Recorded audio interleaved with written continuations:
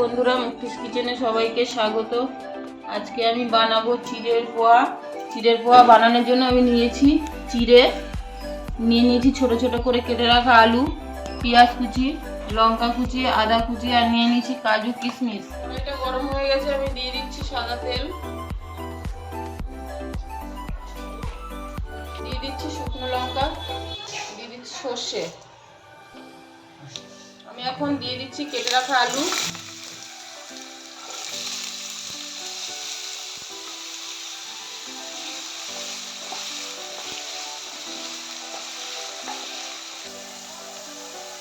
আমি এখন দিয়ে দিচ্ছি লবণ, দিয়ে দিচ্ছি সামান্য হলুদ,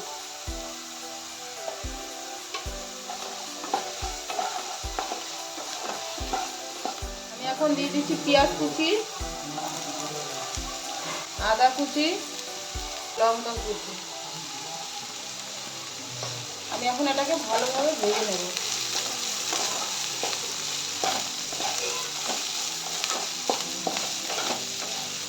পেঁয়াজটা ভাজা হয়ে গেছে, আমি এখন দিয়ে দিচ্ছি কাজু আর কিশমিশ।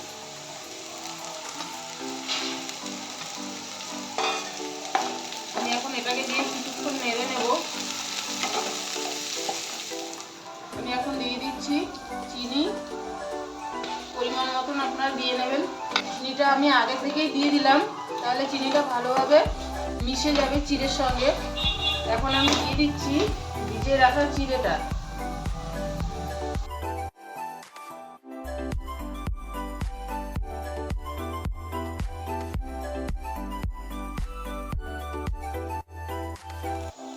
এখন আমি দিয়ে দিচ্ছি ঘি, এটার সঙ্গে ভালোভাবে মিশিয়ে নেব।